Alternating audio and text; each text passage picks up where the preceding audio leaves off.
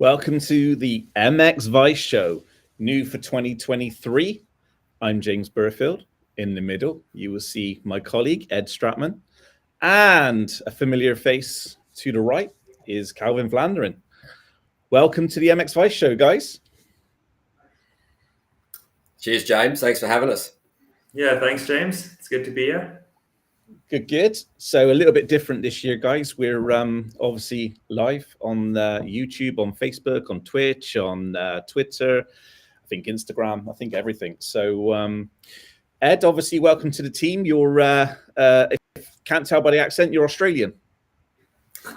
Yeah, mate. Yeah, thanks for having us, mate. I appreciate the opportunity to work for MX Vice, and it's looking really good. I've enjoyed it a lot so far. Just want to carry on the good work that Lewis and the team have done over the years, and yeah, it was really good process, mate. Lewis was really kind, helping me out when I first started, showing me the ropes, and then since I've taken over, you and Andrew Conway, and then Ben Rumbold's come on board, and everyone's doing some great work. So yeah, it's like a dream come true, mate, to be part of the team.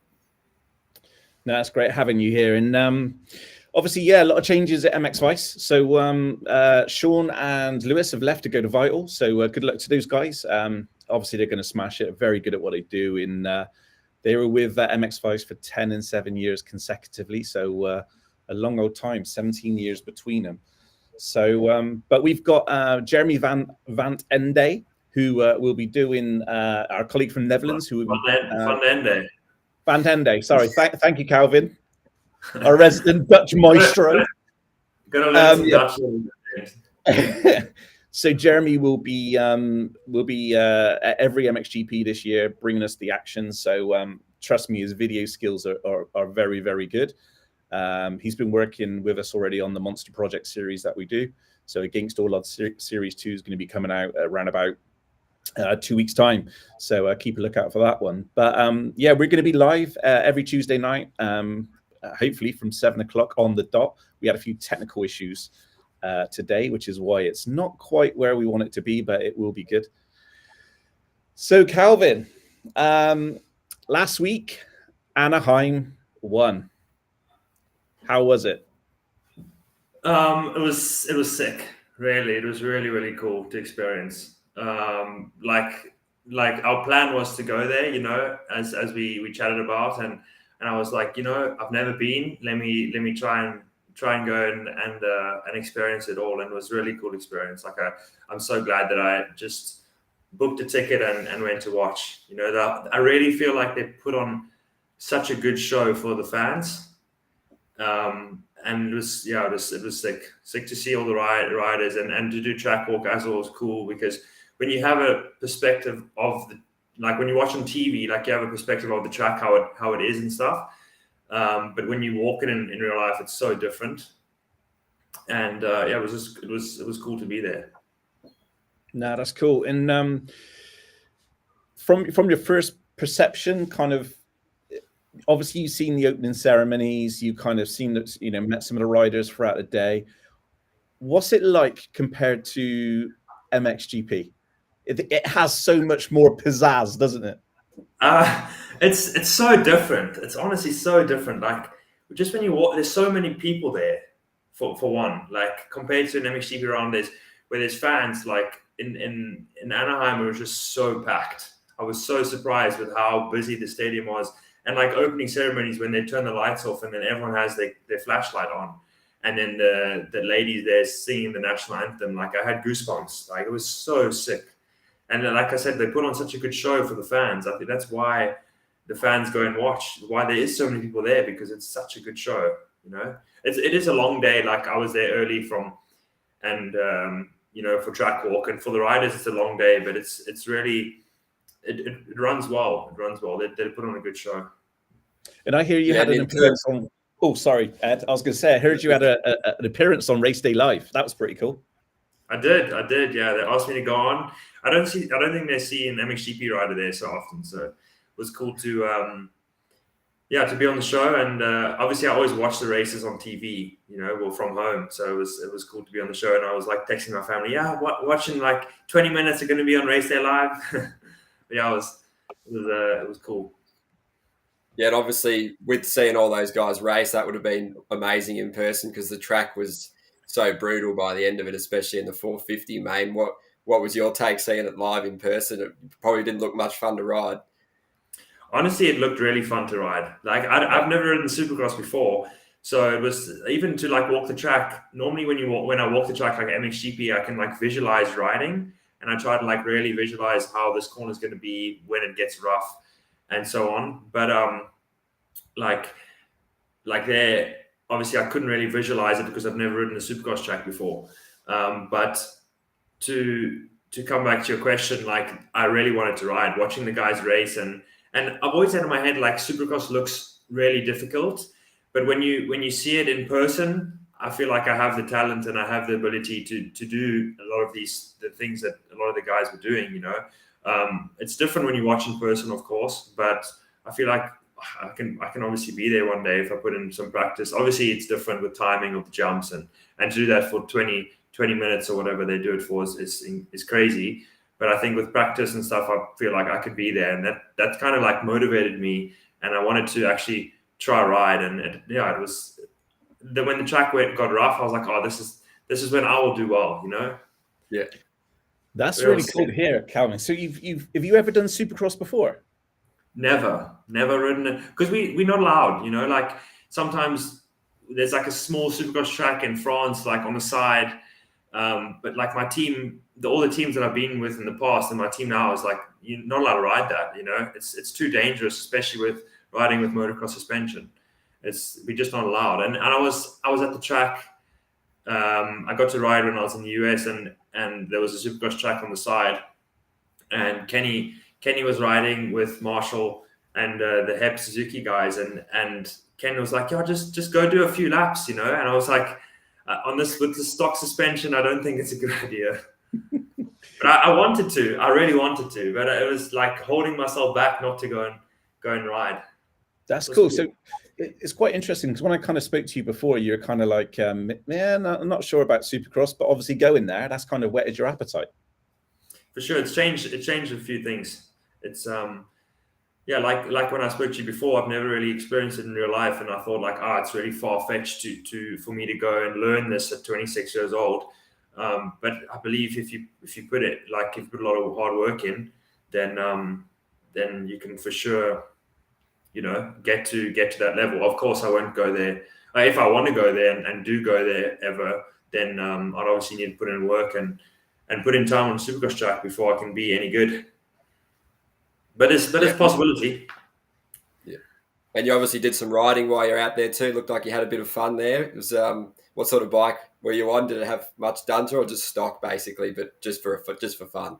Well, like going there was like a last minute thing for me. So when I think I was the day before my flight, I was like, you know what? I'm actually just gonna pack my gear and send an email to Yamaha. Maybe they have a spare bike lying around that I can use. And luckily enough, Yamaha did, and I could pick up a bike and go ride. So it was really great how it worked out. The tracks there are so good. Like I went to Parla one day, and I went another day to Paris, and they're really spoiled there with nice tracks and nice jumps, and just when you think about California motocross tracks, this is how it is. Just perfect training conditions. Yeah, I was speaking to Joel Rizzi and Guadagnini recently, and they were saying how it's just like the lifestyle of motocross in America is just, it's so different. It's like it just encapsulates so many things. So it's probably quite a bit different to Europe and what you're used to. Did you find that? I did. Like, it was also a good test for me, because it could be something that I want to do in the future to go there and race. So for me to go there and experience it, I was not there for that long. I was there for just a week, but still I got to experience like the tracks and the lifestyle a little bit, and I enjoyed it. It's a lot different to MXGP, of course. I feel like in the US the guys are spoiled with good tracks, good weather. The teams just like motocross riders or supercross riders there are just like superstars. It's honestly crazy how compared to MXGP riders here, like they can't walk around the pits because like I heard like people screaming for Jet because like, and it was crazy. It really, we don't experience that in MXGP. So it's a complete different lifestyle. But for me, growing up in South Africa, I think more similar than Europe, for instance. The first time I went to Anaheim 1 was last year, and I can completely relate to what you're saying. When I kind of went there, it was like 4 or 5 deep, outside the trucks. When Jet came on, there was girls scream, like literally Jet walked out of a camper and girls started screaming. It was chaos. The other thing as well is in America, you seem to get more exposure, I think, compared to what you do in Europe. So do you find that as an MXGP rider that the Americans seem to get a lot more limelight than in Europe? I think so. I think like what I said in the beginning, like they put on such a show for the fans, and I think that's why there is so many fans that are race, and motocross there is so big. It's really so big. Like the tracks, when I went to train there, the tracks are so busy. I couldn't believe how busy the tracks were, and motocross there is huge, and I think that's why the motocross riders, the professionals, get treated like heroes and are spoiled because this motocross is just so big. So going back to MXGP, start of season's coming up, Calvin. What's the plan sort of going forward? You've obviously tested the 23 bike. What's your first thoughts? I love it. They've made a huge step forward compared to the 2022. I haven't done much testing with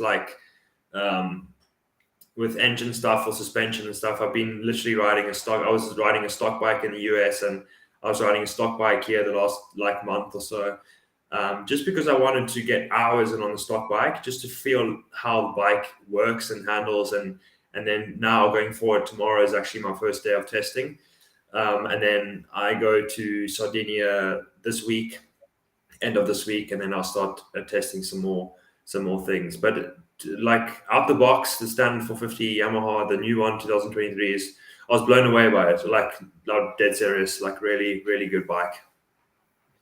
Do you think regarding like based on last year's bike, is it a significant improvement out the box?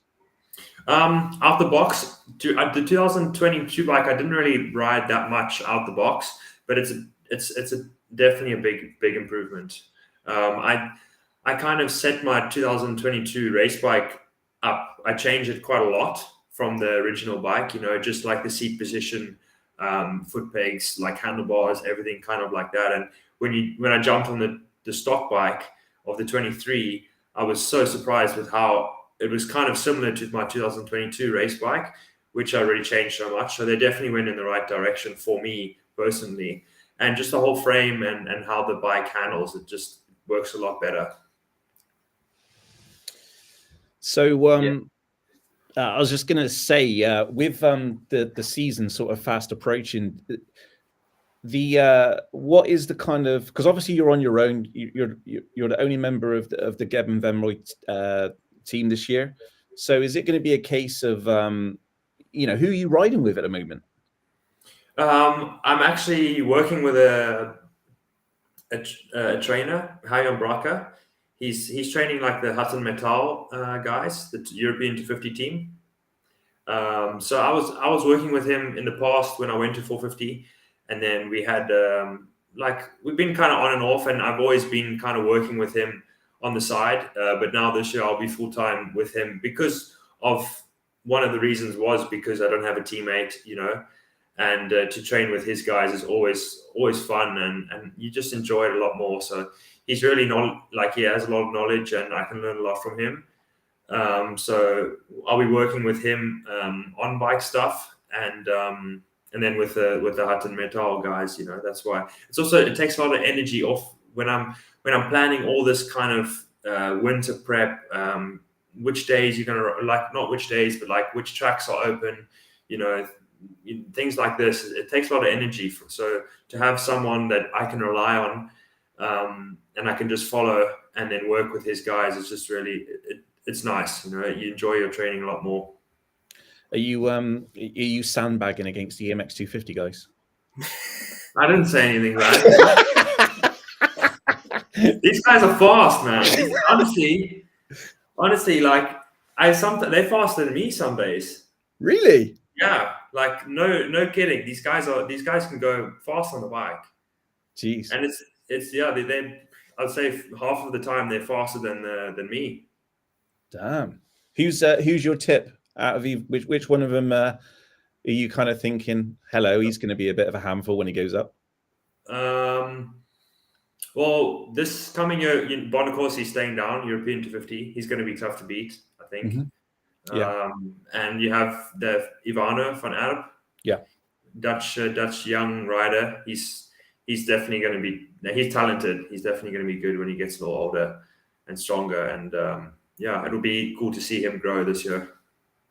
Bonacorsi's a strange one, hey, because obviously he done really well on the MX 125, and he kind of got put up quite early in MX2 sort of terms. Do you think that kind of hindered him, Calvin? I mean, he hasn't really shown much in MX2 yet because he was in European last year, right? So he did really well in Europeans last year, and I expected him to move up to MX2. So I think like I said, he's won European rounds before. It's going to be tough for him. Tough to beat. I'm sure he had many good guys, many good guys, but yeah, he'll be good. Yeah, and it's been fun training with him. He's a nice kid. Yeah, they both seem I'm a big Bonacorsi fan. I think he's going to do really well. I think he just needs that confidence to take it up to the next level. That's I'm sure he'd done a couple of MX2 races. I don't know whether it was in 21 or 22. Maybe last year, but maybe just to get his feet wet, like in the class, to get some experience. But yeah, like I don't think his plan was to stay down in European 250. He was just unfortunate with how things worked out with his contract or whatever. But yeah, it'll be good for him to get another year of experience. And yeah, I mean, like now going to Sardinia next week, it's cool because when you have a group of guys training together, it just makes it more fun. Instead of going to the track by yourself, doing your motors and going home, like. You get a little bit of fun. You can make some jokes, got a little banter between the rides, and it just when you're in a good mood, you're right. You get more quality out of your riding. I feel like. So let's talk a little bit about sort of MXGP and also sort of traveling, because obviously in the US, as you probably sort of talked to Marshall Welton and a few other riders when they're out there. They are kind of like within sort of one country. So yes, they travel state to state. It's a massive country, but nothing's quite like Indonesia and different places like that. It's when how do you kind of cope with the traveling for MXGP? You just have to you have to do it, right? Like there's no other way around it.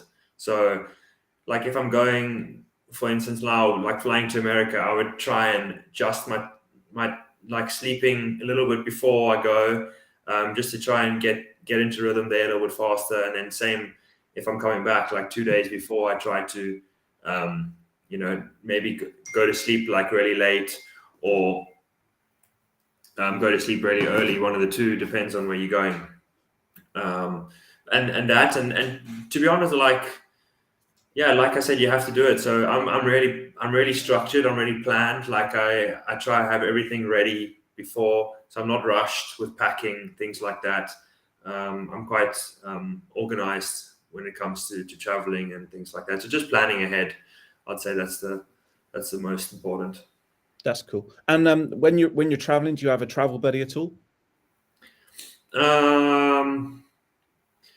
Not really. Like in the past, I was seeing a girl, so I was obviously traveling with a girl.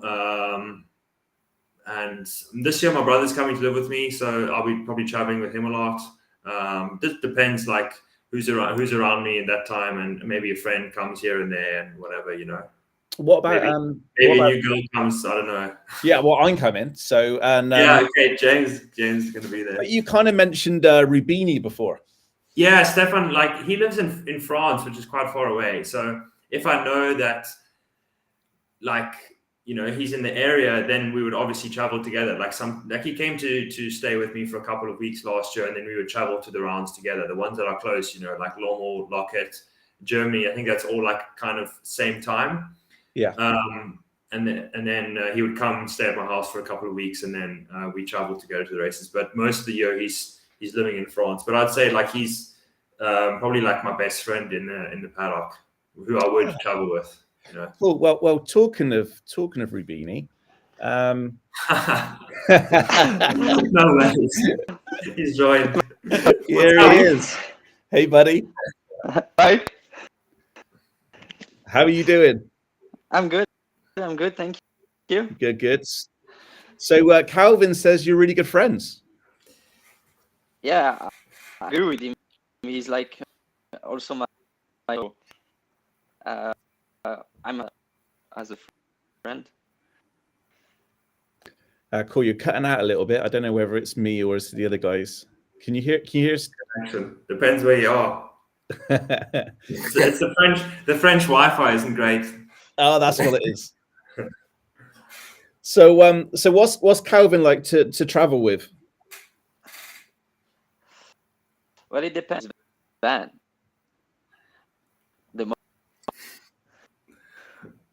Oh, you're cutting out for me.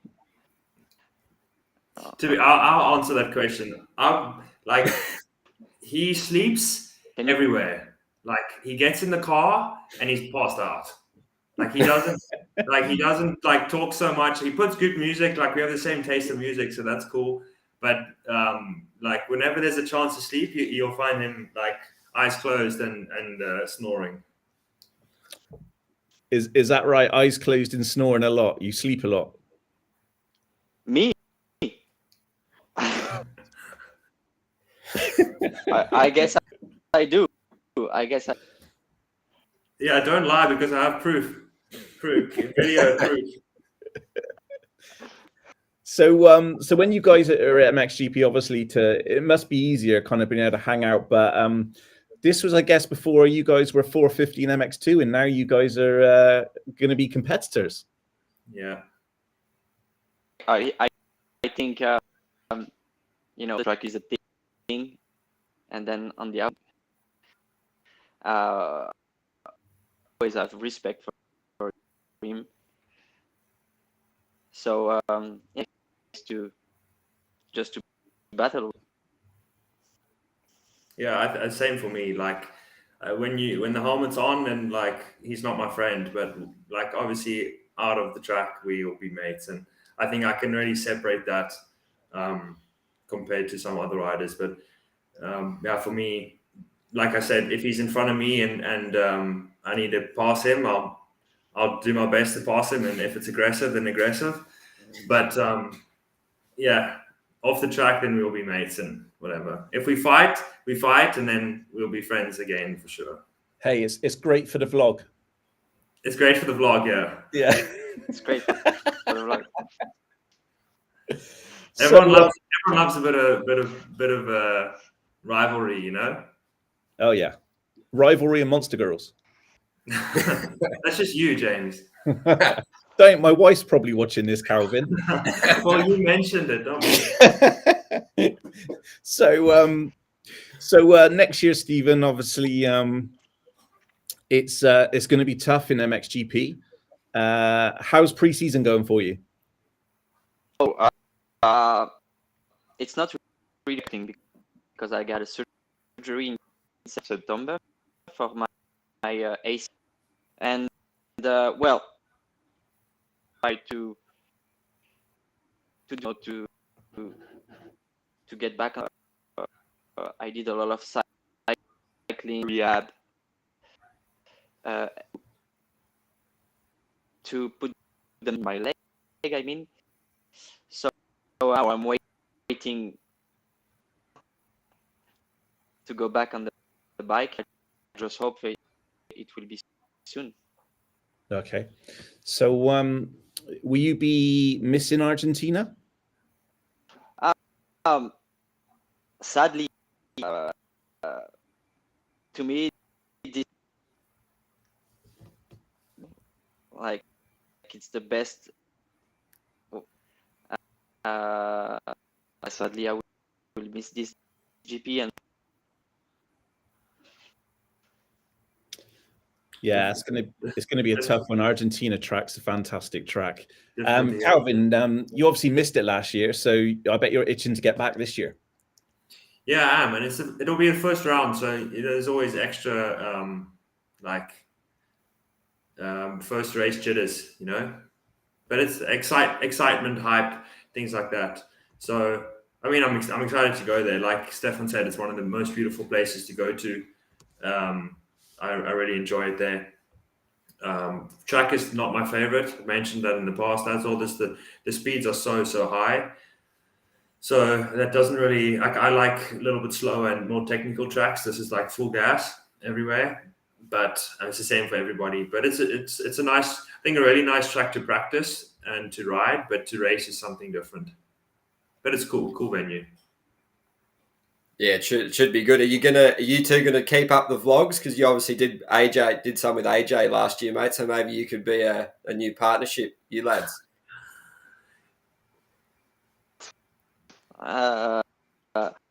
It was nice. Some of their vlogs, and I hope so. I would for 2020.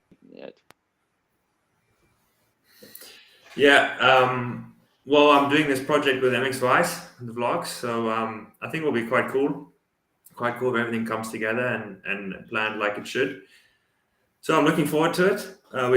We have some content already, but we obviously, the season will get going, and we try to let it flow. You know, it's not easy to do these vlogs though. Like it's a lot of planning and a lot of like people just think, just film, it's easy. But it's if you want to do it properly and professionally, you have to put a lot of energy into it, and you have to think about it a bit. So we'll see. Hopefully this everything works out with MX Vice and we can get the series going. I think it'll be really cool for people to see a little behind the scenes and a bit of my personality off the motocross track.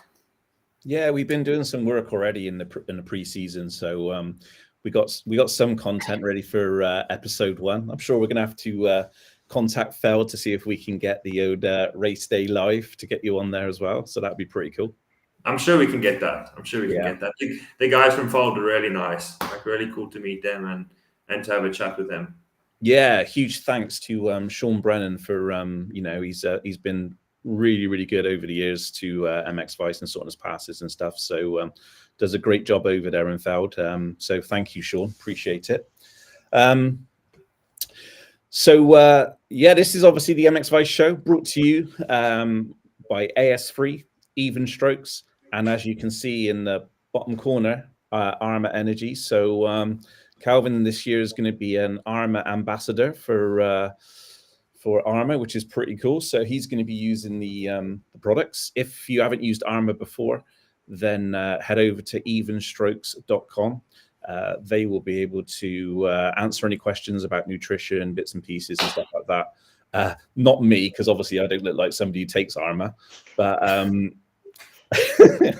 and it doesn't do anything for your hair. So, but Calvin, perfect. So I'll definitely do some videos in the future with explaining like what I take and what's the benefit of it and all that kind of stuff. I think it's cool for people to see.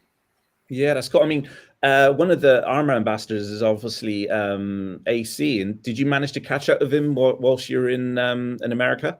I did. I saw him on track walk, but when there's so many people and his first race, I didn't want to take too much of his time. So I said how's it to him and wish him all the best for the day, but I didn't really have a long chat to him.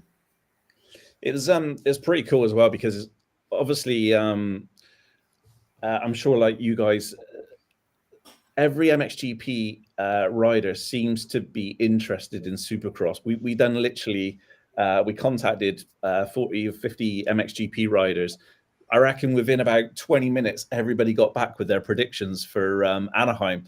So it's amazing, isn't it? The respect between both sets of riders in MXGP and in America, because obviously, we speak to the American riders quite a lot, and they are so respectful towards the MXGP riders. So it's quite nice to have that respect on both sides of the pond. Yeah, Stefan can answer that. No, for sure. They have so many things that they are doing. It's so huge. It's a investment in life, and yeah, well, it's for Europeans. It's a so you have like disrespect between us in Europe. We don't have, so it's good to someone else like this. Yeah, it's like I think like respect just comes from both sides. Like when I chat to them, they're all interested in MXGP, and they watch most of the races, and like a lot of them actually want to come and experience and race MXGP, and whereas the MXGP guys just want to go and race AMA, So it's quite funny to see that side, but like Supercross is completely different to motocross, and I found that out when I was there. Complete different sport. Racing is completely different. But yeah, it's cool that I've in the past gotten these friendships of the guys there in the US, and gotten to learn a little bit about how everything works there, and how they are there. So yeah, it's cool. It's definitely cool. One thing I'm interested in, obviously we spoke a little bit about it, but I want you to watch this, Calvin. Round 8 of the FIM Motocross World Championship then brings us to Sardinia and the circuit of Riola Sardo. Calvin Vlaanderen on pole for the first time in his career. It's Vlaanderen. This time he goes to the inside, and he finally makes the pass happen. And he commits, and there, bar to bar, he makes it stick.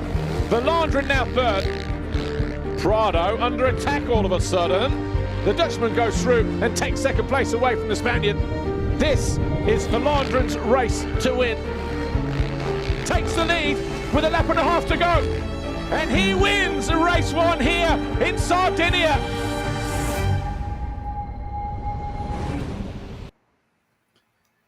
Talk us through that, buddy.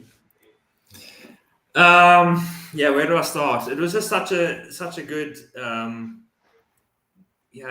that feeling when you cross the finish line is incredible, and like that's literally all you work for your whole life, and then to have that really come, it's my dream, so when you accomplish something like that, it's just insane.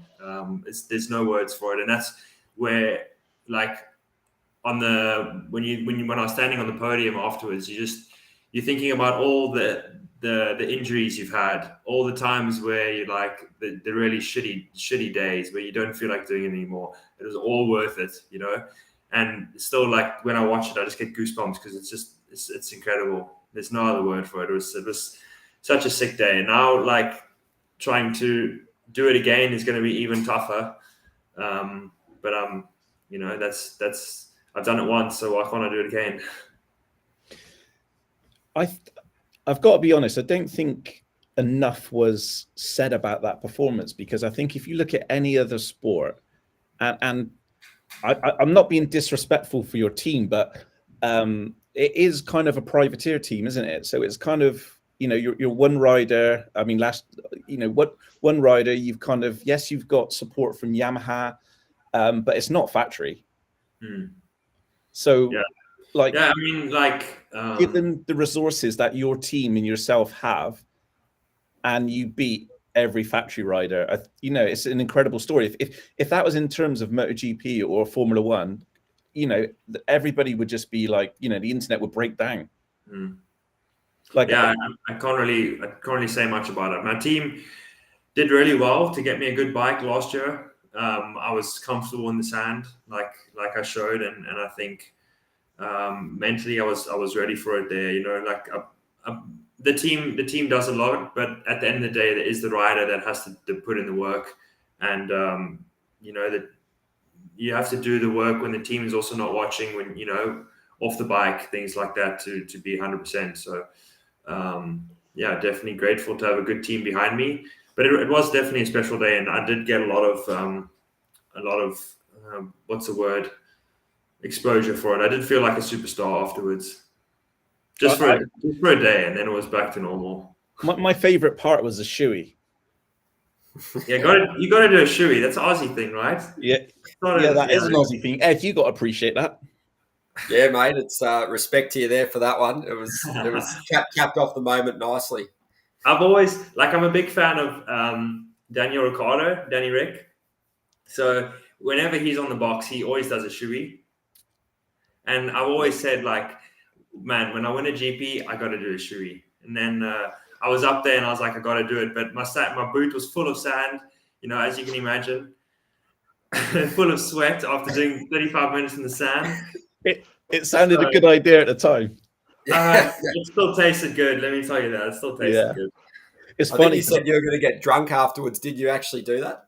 I didn't. I didn't. I had one. I didn't even think I had a beer. Like, maybe I had one beer, but I went straight to bed. I was knackered. I was really tired.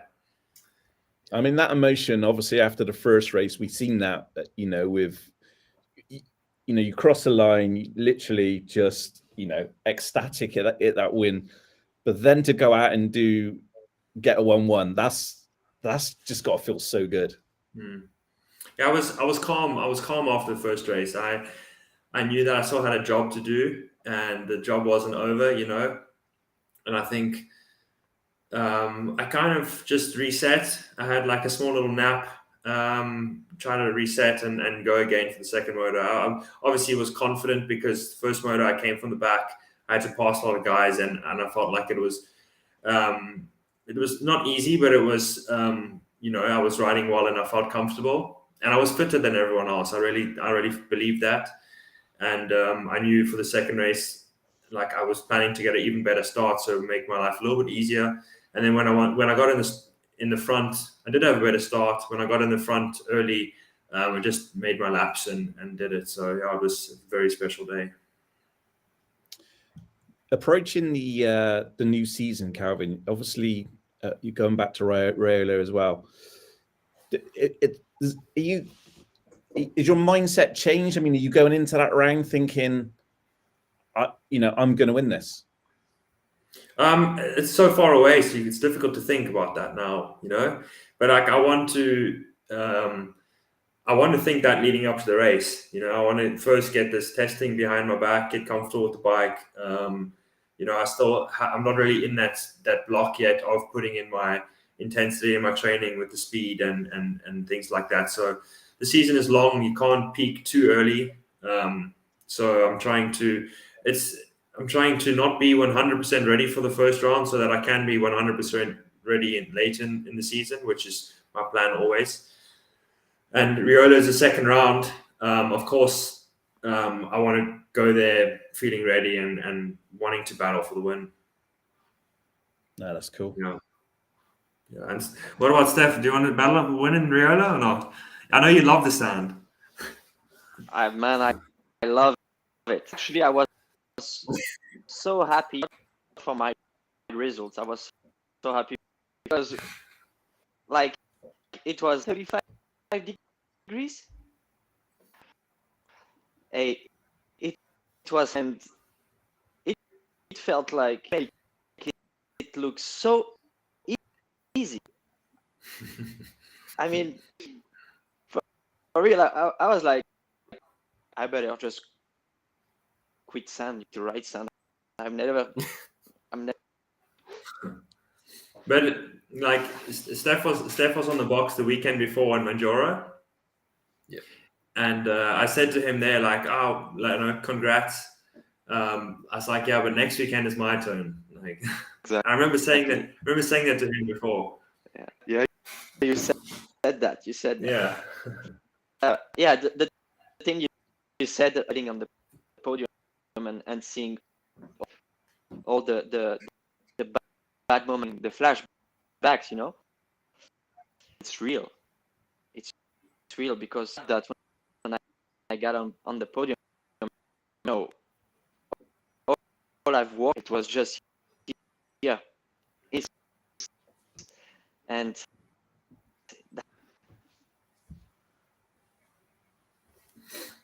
yeah, James, you don't have that on camera for us to see. No, I don't. I didn't line that one up. Do you know I'm going to get you guys back on again. I know. I'm going to get you guys back on again because we've got a whole section which is going to be hilarious. So Okay, I'm looking forward to getting you guys back on. We had a couple of technical difficulties with this. See, he's laughing because he knows what's coming up. It's going to be good. Okay. But last year, 9th in the World Championship in MX2, obviously EMX 250 champion as well. You've got to be happy with what you achieved in MX2 last year.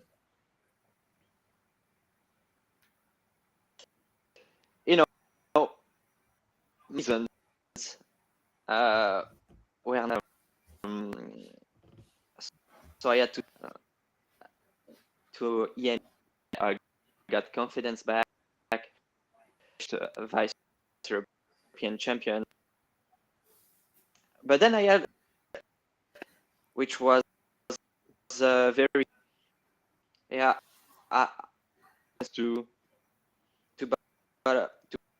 it just and to fight a suitable year, first podium, I could fight with Andorra and emotions. I wish maybe a little bit, it was my best season in MX.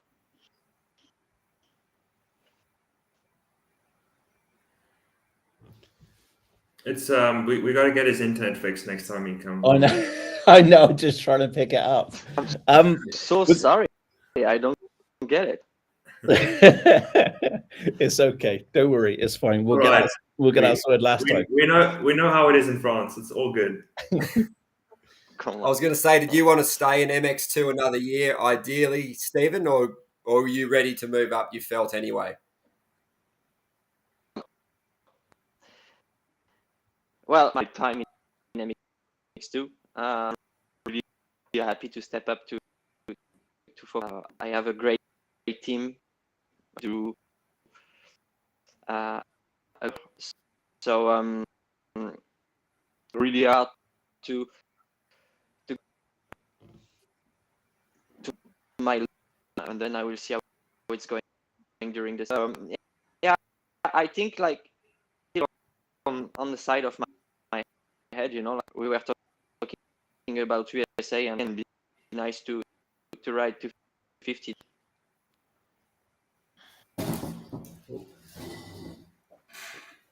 That's cool. What about you, Calvin?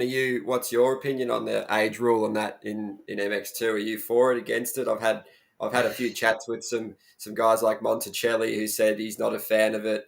Yeah, I agree. I agree with Ivo. Like, I'm not a big fan of this. I think it will just widen it a little bit. I think some MXGP guys would want to go back to 250s, and I think it shouldn't be. I think Europeans, okay. It's fine that there's an age rule there, but I feel like when MX2, I don't think there should be an age. Well, I'm not really for it. Well, especially when you see guys like Christian Craig winning a Supercross title, 30 and a 250, It would probably elevate the class a bit too in some ways, having those really elite guys being able to ride, and the guys that don't suit a 450 particularly well. I remember him mentioning guys like Boutron as well, saying that he would have obviously probably had a better career if he stayed. So many riders, and I think it'll be so cool for MXGP to change that, because it'll make MX2 more exciting for people to watch. Many people that I speak to, they watch MXGP, but they don't really watch MX2. And I think maybe bringing, like having this change, and it'd be so cool for MX2 to have some more competition, or maybe some big names in MXGP going back to 250 to race. And I think it will just, it'll elevate the MX2 class, and I think that it'll be good. But I mean, obviously there's an age rule for a reason, and we're not the ones in charge, so we kind of have to go by the rules. But if you ask me personally, I don't like the rule. I think it should be open, like in the US. Yeah, I suppose it would probably make for a better quality of competition, because that's one sort of criticism I've heard, that the perception, like you say, is it's more of a kid's younger man's class. So the racing mightn't be as elite as MXGP. So even though it's still really good, but yeah, it's interesting to hear your opinion on that, because that's something that's sort of, it's definitely a divisive topic across the paddock. So cheers for your thoughts. Yeah, I think like MXGP will always stay like the class, but I feel like if I look at the 250 class in the US, a lot of the riders there are on good salaries, and it's compared to the 250 guys in the GPs. You don't. There's a big difference with that, huge difference, and I think with having this age gap, this is why, because teams look at MX2 riders as like you said, the young men, and the MXGP guys as the big class, the men. But I still believe MX2 guys should be getting paid good money, and not just it's not just a stepping stone to go to the 450 class. I feel like it should be a class on its own, and MXGP and MX2 should be equal, and not one is higher than the other. Yeah, I completely agree with you, Calvin. I think if you look back to the 80s and 90s, everybody wanted to be a 125, 250 or a 500 world champion. Each one of those was, an incredible achievement. And we've seen some, fantastic world champions over that time. The fact that MX2 doesn't get seen as as good a class as MXGP because of the way that they're trying to build it up. I think MX2 riders, they need their own platform. They need higher salaries. And I just think of Stephen as well. Like completely forgot that in 2019. Sorry, you're a vice world champion. I remember Sweden very well. So I was working there at the time, so I shouldn't have forgot that. But obviously, he'll take it. Yeah, that's cool. I mean, let's just brand. I mean, everybody would have forgot by 19 anyway, so we'll just call you European champion anyway. Forget it. Yeah. But would you like to stay in MX2? Like I said earlier, I was in MX2 and to 450, but 250 bikes are really and age rule is also like not so good in terms of how can I say it, like for the fans, like two guys this year fighting for the, and then we had a big gap. So for it's really different than one, and like of the riders in MX2, it's kind of a joke, 3 riders were dropping so low. For the young riders come, it's kind of hard, to live from.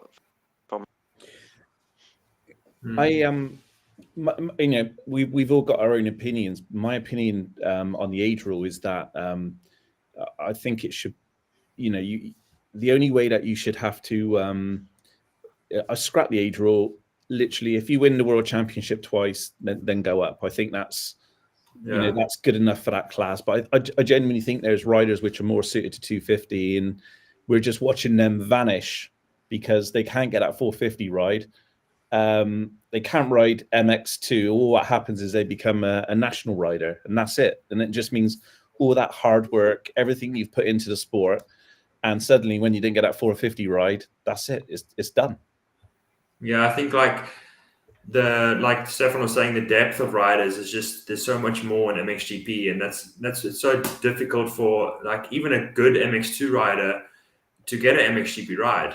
You know, it's really tough.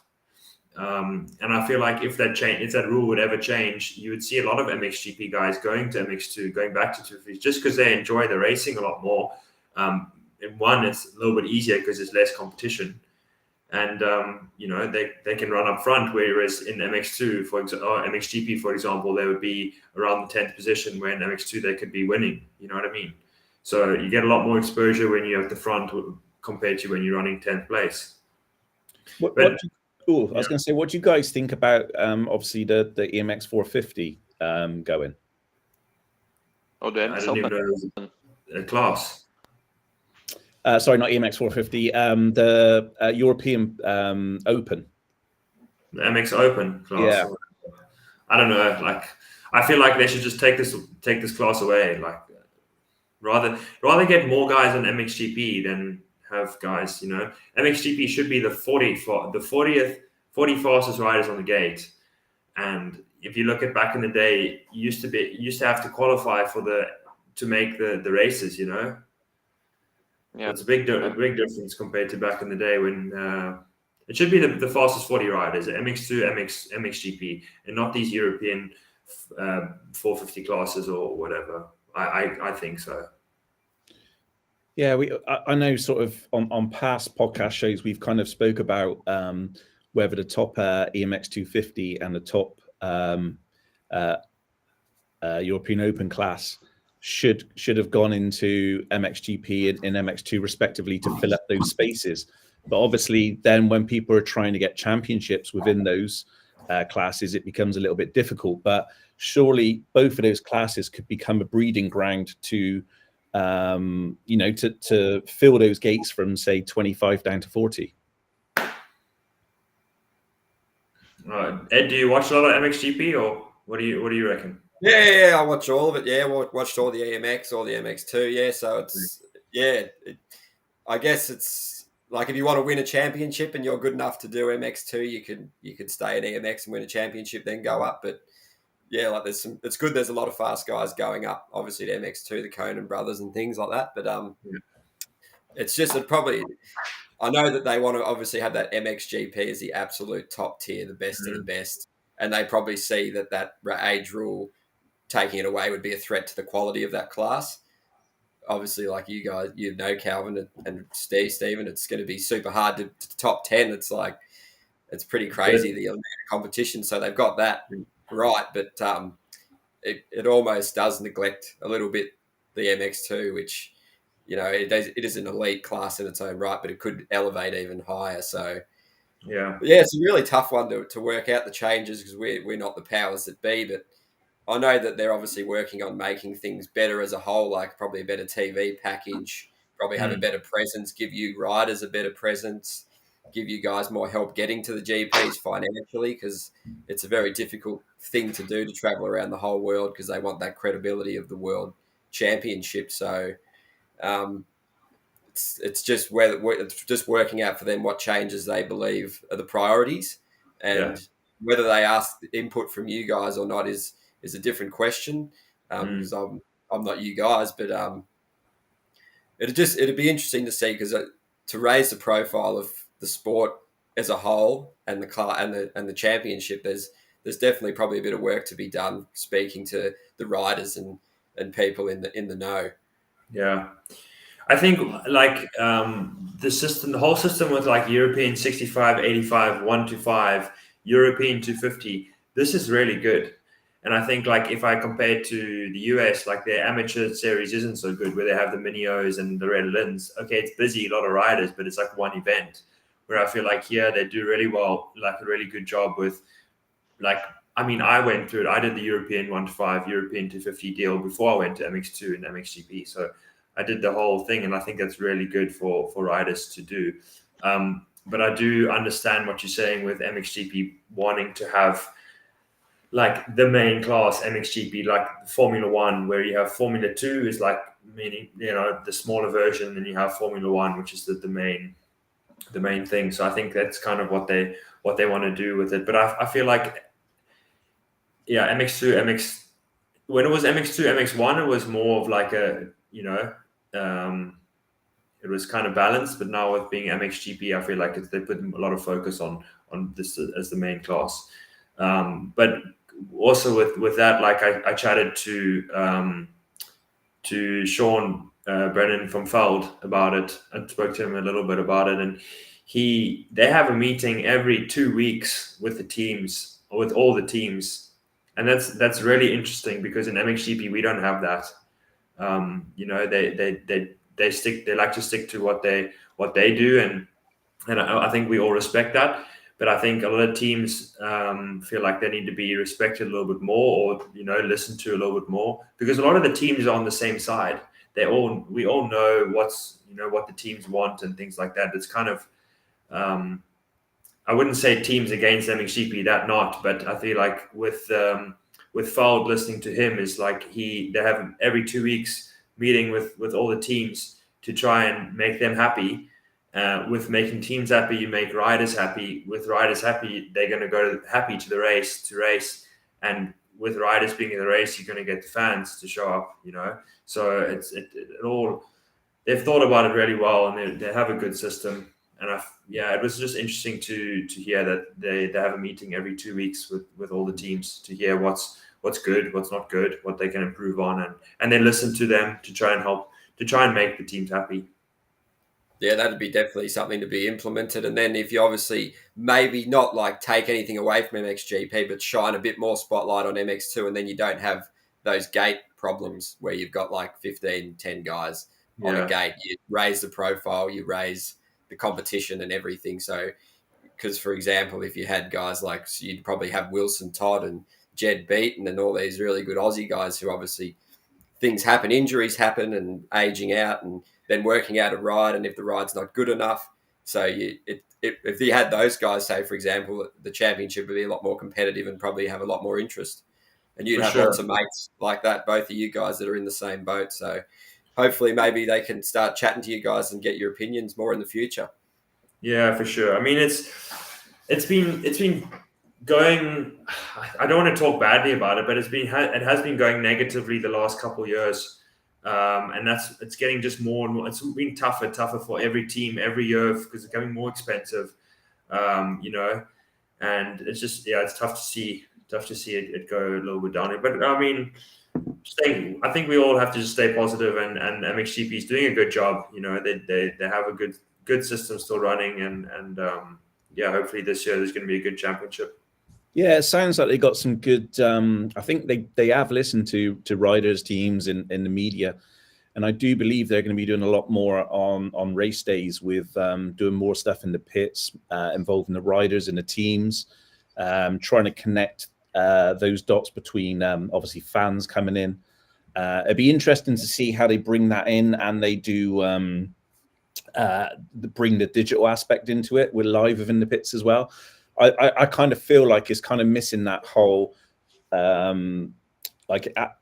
it's great that you've obviously got Paul in a TV booth and you've got Lisa kind of around on the track, but I think for a fan, I think it'd be really cool if you could have like a bit of a breakdown show with a couple of people kind of talking live in talking to the crowd. I mean, the commentators, you go to Holland you go to Netherlands or Belgium or France, and it's obviously very difficult if you're from any other country to kind of understand what's going on. So I think that's one thing what America has. That everybody speaks the same language. It's regarding logistics, it's very easy to everybody could drive everywhere. I know it's a long drive, but it's not like you're constantly flying with the whole setup. So they do a great job. I think it's just I guess now I think with how MotoGP is, with what Feld are doing with Supercross, the Super Motocross coming in, I think now's the time for MXGP or Infront to say, okay, we can see what's, everybody's raising their game. That's great. We're about to, take it up a few steps as well. So hopefully they come out swinging this year, and they do give the riders a lot more exposure in the teams. They try to be quite innovative with what they're doing to try and, get some new some fresh blood into the sport and kind of eyes on what you guys do. Because again, from the outside, I don't think you guys get enough credit for what you do, and you definitely don't get paid enough for what you do on this side of the ocean. I've got a couple of questions actually. This is from the voice of the drunken people. Calvin, what's the gnarliest track in the GPs aside from Lommel? And will you ever come and race in the US? The gnarliest track. To be honest, like I don't really know. Like we had a round in Indonesia a couple of years ago. In Bangkal Pinang, the first year we went there, it was absolute shocking. Like it was terrible. I think that was the gnarliest one that I've been to. Like it was like a scrapyard. They just made like a little track in the back. That's literally how it was. And it was raining the whole weekend. We went in the middle of rain season. It was. Well, I remember like if you see videos, I think it was 2018. Did Simpson win that one? 17. I don't know. 2017. 17. Yeah. And you see everyone getting stuck in that one area because it was like I don't know, sinking sand or something, and everyone getting stuck. That was probably the gnarliest one. Okay. And yes, you'll probably see me in the US racing one day. Okay, so that's so is that on the bucket list before you retire, or are you actually kind of eyes on it maybe next year? Nah, I can't say too much. We're gonna have to investigate this one. No, like it's something that has been on the bucket list to race in the US. So, yeah, it'll be cool to race there and to experience that lifestyle. Maybe Cool. Maybe sooner than later. Yeah. What are both of your guys' aims for next year? Obviously, you had your first win, Calvin, and you, Stephen, with your podium. So things are looking upwards, obviously, for 2023 once you get recovered from your injury for you, Stephen. So what are your guys' both expectations for the new year, a new season, and the hopes? For me, for 50, so it's new bike, new competitor. I will just have to learn. Everybody won a race, and I will be fighting with champions. But I to be able to get close, like at some point, and so. Yeah, for me, my goal is to be. I finished 7th in the championship, which was my goal, was to be top 7, and I feel like I did have, the occasional good race, but I also had the occasional bad race where I was outside the top 10 or whatever. So I want to just be consistently there each round. I'm definitely going to put in some work on the hard pack this winter, this coming next 2 months, and try to improve in that. That was where I was lacking in 2022, and I know my sand skills are good, and hopefully can be fighting for podiums in the sand, and I want to try and be able to fight for podiums on hard pack too. So I want to be consistently there. I wouldn't say, you never know. I could be going for the title, but I would like to be consistently inside the top 5 and being around the top 5 in the championship. Cool. Yeah. What pre-season races are you going to be doing? Have you locked in your schedule and everything yet? Yeah, I'll be doing the Italian championship. There's 2 rounds. Yep. The first track I haven't heard of before, and the second one is Arco di Trento. So that'll be good practice because we have a GP there in the months to follow. So yeah, that'll be good. And then there's a Dutch international round Mm-hmm. the weekend before Argentina. So then I'll do that one. So those 3. Yeah. So you'll be up against the gas guys are definitely doing that. What the Italian stuff Guadagnini was saying. So you'll have some definitely stiff competition, which will be prime you for the new season. Well, Yeah, for sure. I think there'll be many guys doing these Italian Championship races. It's always good to get some race time under your belt. Like, bike works differently. Obviously, you have stress yourself. Training is always different to racing, so it'll be good to get that race time. I know that there's a French international race after the second Italian, so I will see how those two Italian races go. If I feel like I need that extra race, then I will also do the French international. I've got some other questions. You guys obviously are well placed to answer these. Callum Crossland is, how big a difference do you think the EMX class changes are going to have on the MX2 and MXGP class lineups? I guess this is because EMX Open is not going to be happening in 2023. And I believe they've got a 21 limit on EMX 250 now. So it's going to push some of those EMX 250 guys up to MX2, which could potentially, increase the lineup. So I've also heard that they're going to be reducing some of the ranks to €300, I believe, or I need to get some clarification from MXGP.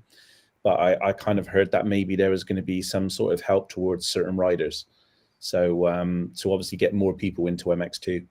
I guess from a rider's point of view, it's I guess, Calvin, you haven't got to worry about the entry fees, but £10,000 per year to enter the World Championship is a lot of money for a rider nowadays, especially when you're not actually earning any money through prize money or it's down. Well, exactly, that's the thing. Like, it's a lot of money. There should be an incentive to it. You know what I mean? Like, if you feel like you're good enough to race MXGP or MX2, you'll be happy to pay that money if you're getting a top 10 and you're getting some money back, or you're getting some podium and you're getting some money back. But if you think of the teams or all the riders that are paying for it, you're paying it, and all you're hoping for is to maybe get the money back the following year by getting a deal.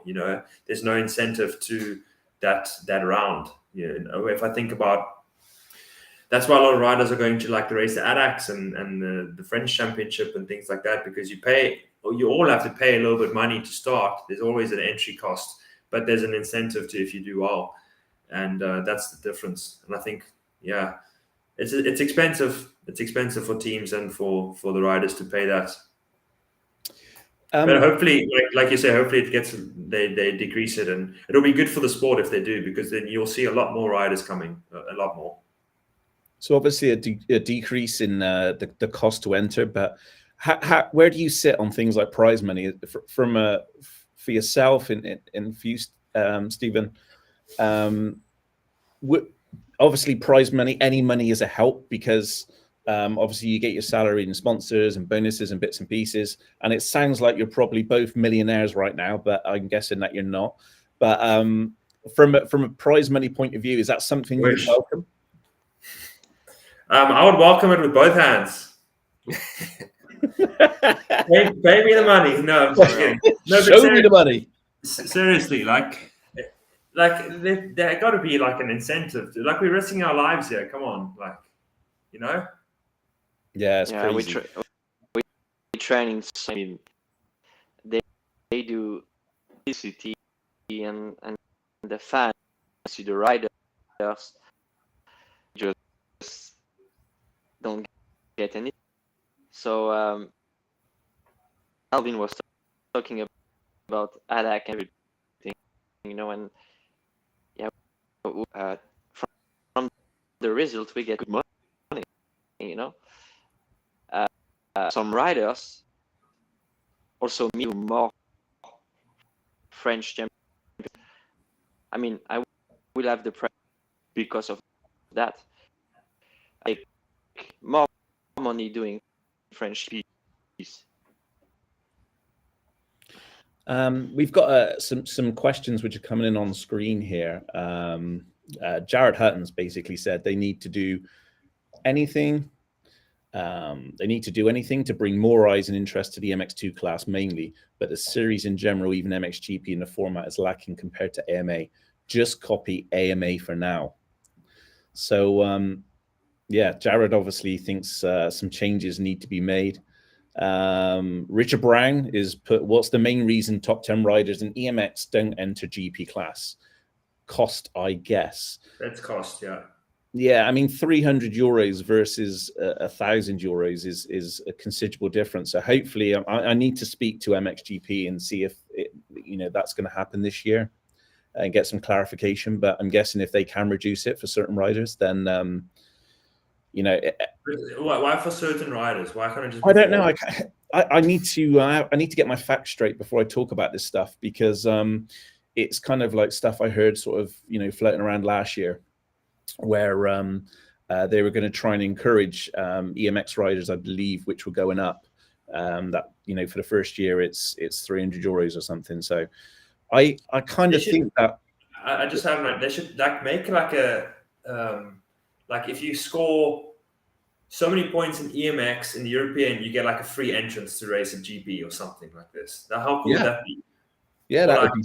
If you score so many points, or you get so many top 10s or top 5s or whatever you do, then you get a chance to race a GP for free. And how cool would that be for European riders to work towards? You have something to work towards, Yeah.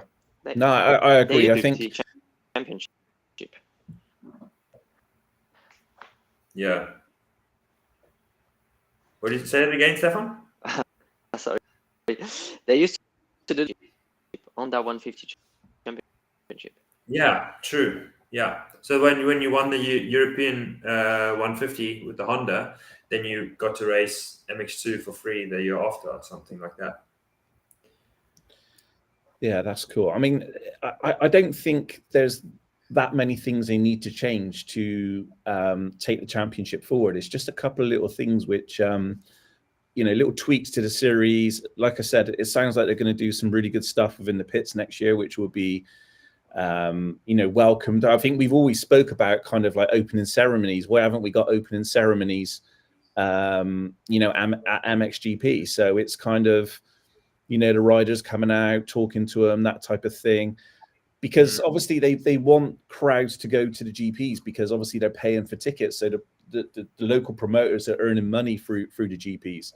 So the more that can be done to get more people in there is obviously should be a high priority. That's what I saw in the US when I was there. I experienced the opening ceremonies for the first time, and it was so sick. It was so cool. And you're not allowed to film it. No one's allowed to film it. Like all cameramen or whatever, so you don't actually like it's just to experience in real life was just so cool. And that's why I said in the beginning, like they put on such a good show. Like the person singing the national anthem, like everyone was in it, everyone is there for that, and you get so into it compared to where you just have a MXGP start and race. I feel like the show is really good. Also outside of the racing, like the opening ceremonies, and it was really cool. Like on the big screens, they all have the riders doing like a little dance or like saying something funny, and it's just funny to see like you get to see the riders in like a little bit different compared to just the helmet on, because you don't really get to come close to the riders so often as a person in the stands, so you want to also get a little bit closer to a rider in some ways.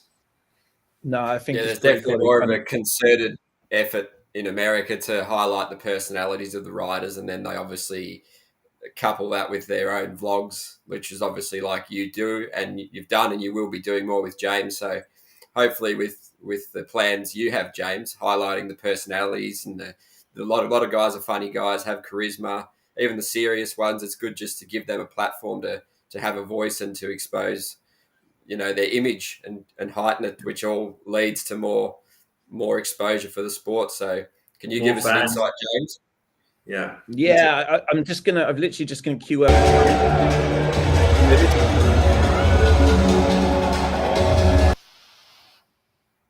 It's just so good. Like, like literally lights, fireworks, riders coming out, big screens, everything. It's just too good.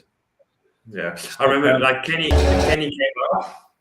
He came out, and obviously the light was the light was on him and stuff, and he went to like one of the first jumps by the start, and he like jumped off his bike, and he like opened up his Kickstarter, and like this is a big talk, and everyone just goes crazy and he's like pointing at the Kickstarter, and then he gets on and he kickstarts it, and then he goes off again, Everyone just loves this kind of stuff. Just like a little bit of a show for the fans. It's so cool to see. Even me, I was enjoying it. I was like a little fanboy. Fanboy, love it. Yeah. So I think there's a lot. Going back to, was it Jared's question? I think there's a lot what you can take from AMA in Supercross and what they're doing, and bring that across. But opening ceremonies, I mean, you guys should be celebrated. You're the best in the world. So, they need to put you guys on a pedestal. Yeah, I mean, I don't really have much to say about it. I don't feel like I'm one of the heroes, to be honest. Oh, 1-1. You're a hero all day. No, I know. You're like a cult hero to the motocross community now, especially MX Vice. Yeah, to be honest, I'm kind of over this like whole Sardinia thing. I want to kind of make it a normal, Yeah. I'm just known for one race, and that's not what I want to be known for. We got another question here, just teeing it up from Tom Cumber. Calvin and Stefan, do you prefer the one-day format or prefer riding over 2 days? Well, to me, it's a lot. I like to say that I need to the track is getting rough, and I like a 1 day rush, especially when you have free practice.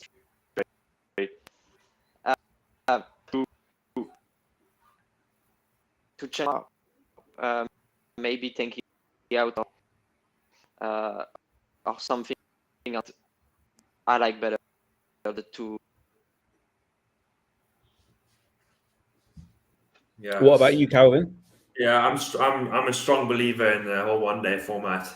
I think we can save so much time and money, like for teams and for everyone in the paddock. Like you do Europeans, those classes all on Saturday. Sunday you do all the GP classes. For me, we have our free practice at 11:40 on a Saturday morning, and then you have time practice at like 2:00, and you have the race at 5:00. It's such a long day, and then you have it all over again on the Sunday, Whereas I feel like we start early Sunday morning. 8:00, you put out the MX2 guys. Okay, sometimes with the weather and the light, you can't. But I feel like you can start a lot earlier than most of the times European classes are like 7:30 sometimes in the morning. Start early in the morning, 8:00 with MX2. Get us going for free practice. You can even do a free practice and time practice. There's enough time for that if you don't have the European classes. And then you have the two motos in 1 day. I think way better than doing the qualifying race on Saturday for absolutely nothing. Yeah, I agree. From a media point of view, it's a lot to get done. Like when you're filming, it's difficult because you need those 2 days because you've only got free practice, time practice in 2 races to get all that video content. So, from a video guy, he's going to say, 2 day all day long because he can get as much footage as possible. But me being media, as I like the 1 day, and I think all day Saturday should be European races. So the overseas rounds, think about doing something different. Maybe have their national championship there on a Saturday or something. I don't know, but that would be fun. Indonesia, that'd be great. C90 Honda mopeds or something like that. No, but I strongly believe in this in the 1 day. I experienced it now when I was in the Supercross. They start early. They start early on Saturday. Okay, they go into the night because of the lights and stuff, so it's different. But I still believe, like, we've had GPs in the past that have just gone 1 day because Saturday was a mudder or whatever, and they've cancelled it. And it's worked out great. I think, I mean, if you ask 90% of the riders in the MXGP or in the whole paddock, they'll say 1 day format. Yeah. But like I said, we're not the ones who make the rules. So okay. Callum Crossland, Steve's Media has popped in to say, I heard the cost reduction is for home riders. So I guess that's to encourage people to enter their home GPs and give them a reduced rate. So, okay. Yeah, there we go. Richard Brown, scrap the age rule. So there we go.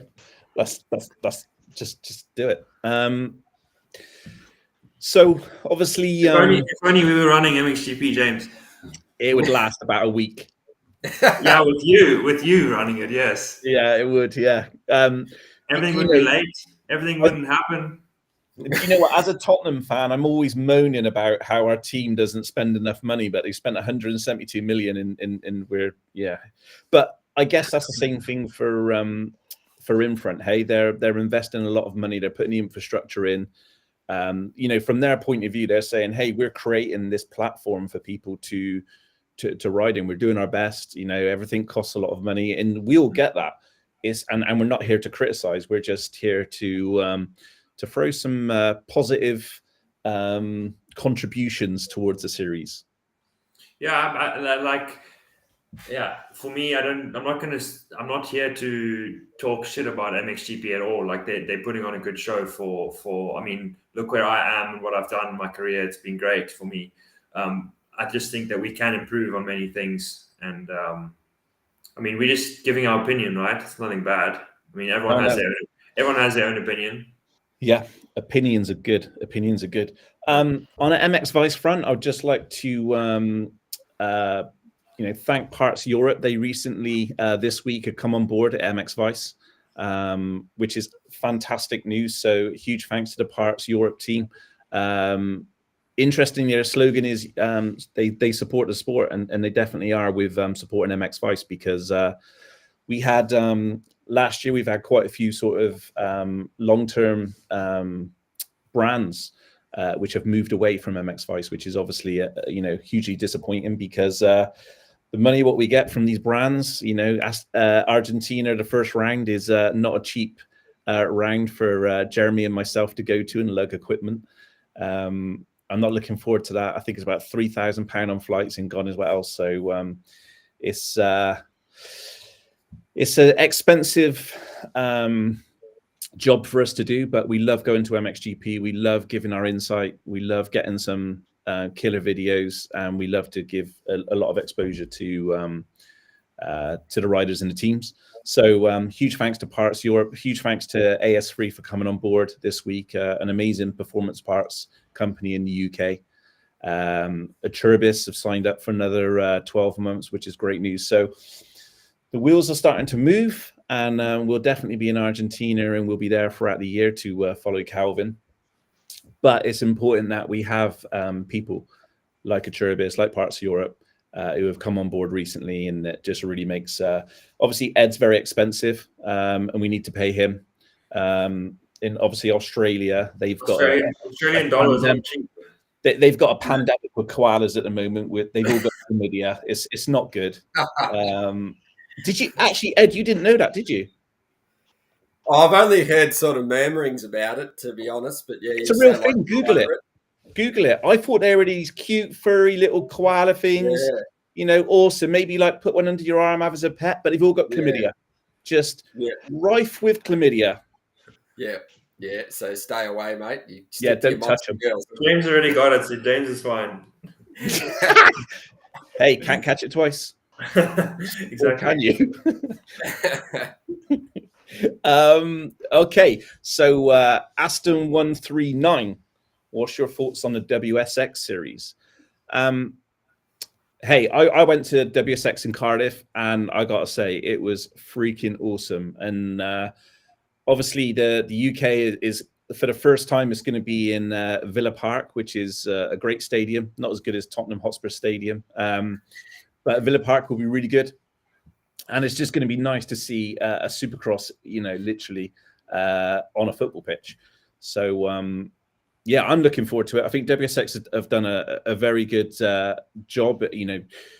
Calvin, is that something that you'd probably look at doing as a transition if America doesn't work out next year?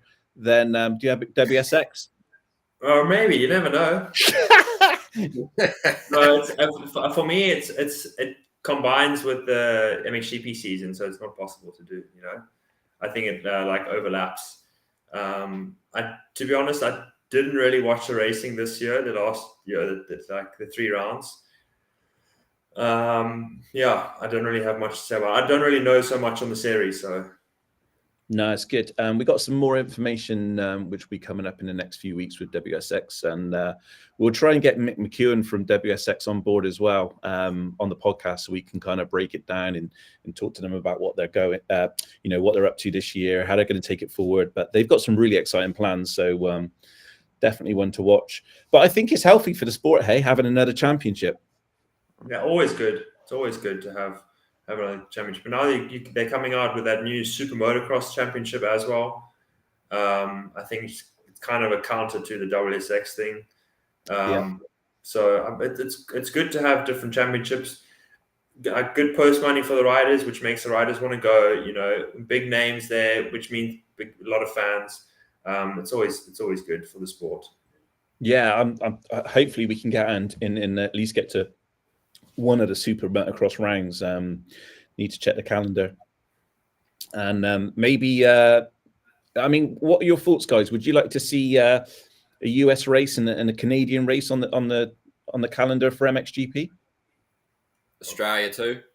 Oh, Australia would be cool. Yeah, I mean that's when you think of a world championship, Australia, US, and Canada.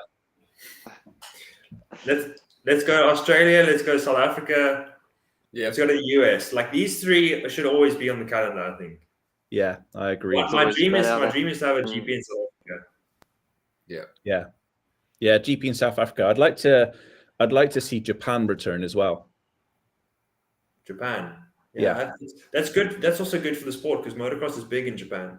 Well, absolutely. You got the 4 obviously big manufacturers there, so it's a real shame that we can't. I'd like to see that back on the calendar again. So maybe next week we'll make up our dream calendar and we'll send it out to riders and let's get some percentages back of who wants to go where. Steph is lucky that he's born in France, so you have 2 GPs every year, 2 home GPs every year. Yeah, at least. I wonder how many. I wonder how many riders might admit Indonesia. When this year? No, I mean just like take that off the calendar completely. I like Indonesia. I had my first GP win there, so I like it there. Okay, that's fair enough. And it's close to Bali, and we can always have a little bit of time off in Bali in between, so it's good. Yeah, see, I've never experienced this. Keep it on the calendar. I've never experienced this. Hopefully, my wife's not watching and she doesn't know about things like Bali. I explained to her that this is really hard work. Traveling, kills me. Please don't mention Bali again, ever. So, no, guys, super appreciate your time. It's great having you on. Obviously, this is not quite what we wanted to do. We had some really good features. I'm just going to build that up for next week's show because it's going to take me a week to figure out this new podcast stuff. So, but I want to bring you guys back on because I had some really good games for you, a little face off. So it's going to be fun. I'm going to bring you both on. We're going to have some fun. Maybe let you go and play over in Italy for a little while, Calvin, and then when you come back, we'll get you back on. Yeah, that's fine. That's fine. Look forward to the next time I'm back on. I just hope Ed, sometimes. Sorry, Stefan. I think next time I will have a better Wi-Fi. Good. Yeah, that'd be cool. We'll send you over a 4G connection to France. Don't worry. Yeah, thank you. Hey guys, stay safe in the off season. Stay injury free, and looking forward to seeing you both on the line. Cool. Thanks for having me on the show, James. No worries.